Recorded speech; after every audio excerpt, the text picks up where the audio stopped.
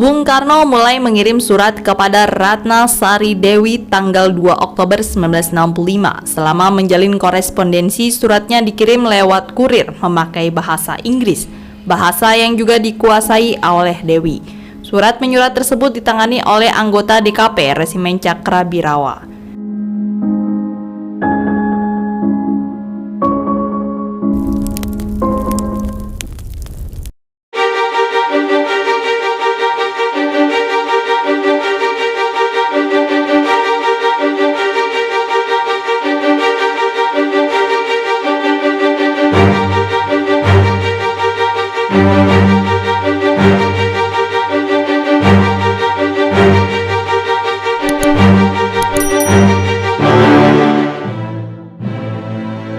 Dear Dewi Darling, aku dalam kondisi baik dan sangat sibuk karena harus bertemu para panglima militer.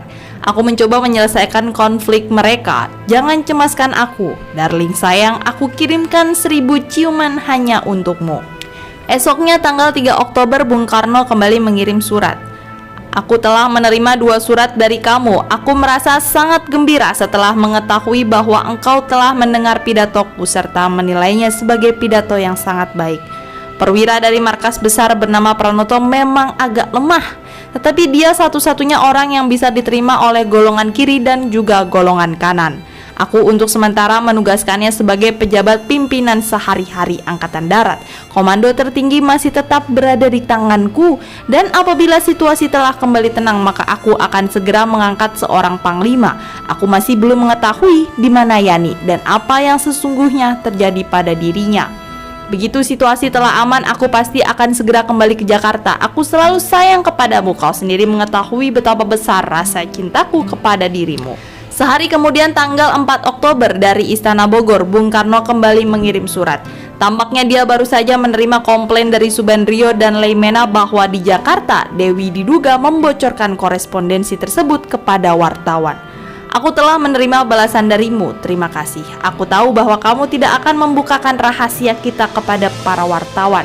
Kepada Subandrio dan juga Leimena, aku telah menegaskan, engkau sudah berjanji tidak akan pernah berbicara dengan wartawan.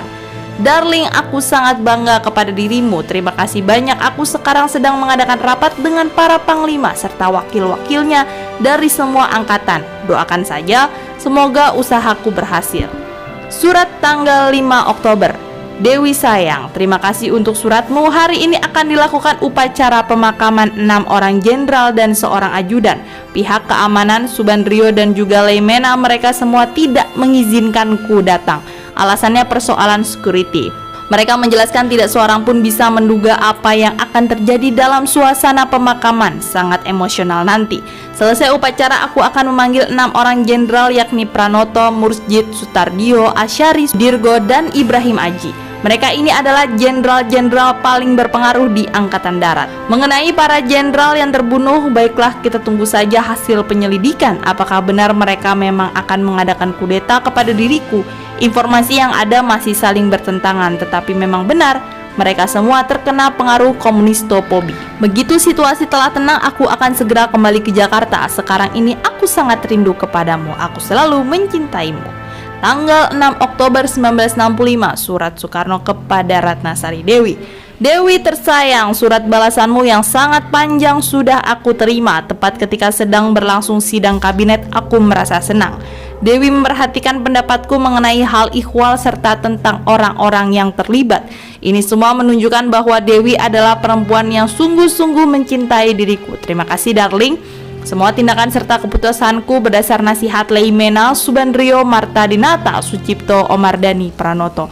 Mereka semua orang-orangku, termasuk juga Ahmadi. Aku akan selalu berhati-hati. Hari ini aku telah meminta pendapat dari seluruh anggota kabinet. Oleh karena itu Dewi, jangan merasa khawatir. Dalam hati aku selalu bersama dirimu. Pada tanggal yang sama, tanggal 6 Oktober, ternyata Dewi juga telah menulis surat lain. Surat kedua ditulis setelah dia melihat tayangan TVRI mengenai sidang kabinet di Istana Bogor. Sidang di mana Aidit tidak datang karena masih dalam pelarian, tetapi sudah sempat mengirim surat kepada Bung Karno lewat MH Lukman yang kemudian dibaca oleh Nyoto. Dengan nada keras, Dewi menyatakan perasaan kecewa menyaksikan tayangan TVRI termaksud. Terus terang, Dewi merasa kaget sekali ketika melihat Bung Karno bergurau dengan wartawan, merokok, bersikap tenang dan selalu tertawa, seolah-olah sedang tidak terjadi apa-apa di Indonesia, sehingga mengesankan presiden bersikap acuh tak acuh. Sedangkan menurut pendapat Dewi, seluruh rakyat Indonesia sedang sangat terkejut sebab baru saja terungkap berita pembunuhan KJ terhadap para jenderal di Lubang Buaya.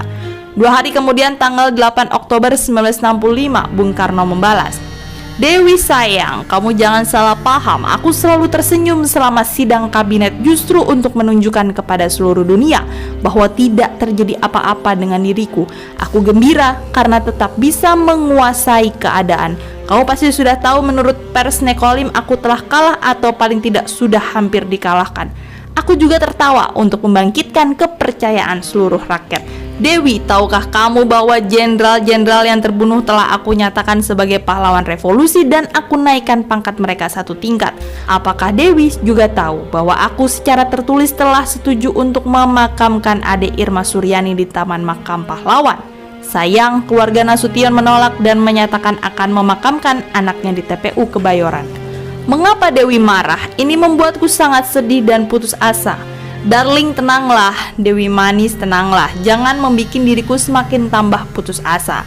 Bung Karno ternyata masih belum sadar bahwa tayangan TVRI saat itu bukan hanya merugikan citra dirinya, tetapi malah mengirim sinyal keliru kepada masyarakat, melengkapi kenyataan tidak hadirnya presiden dalam upacara pemakaman para jenderal korban gerakan 30 September memicu keraguan. Apakah benar Bung Karno memang ikut berduka?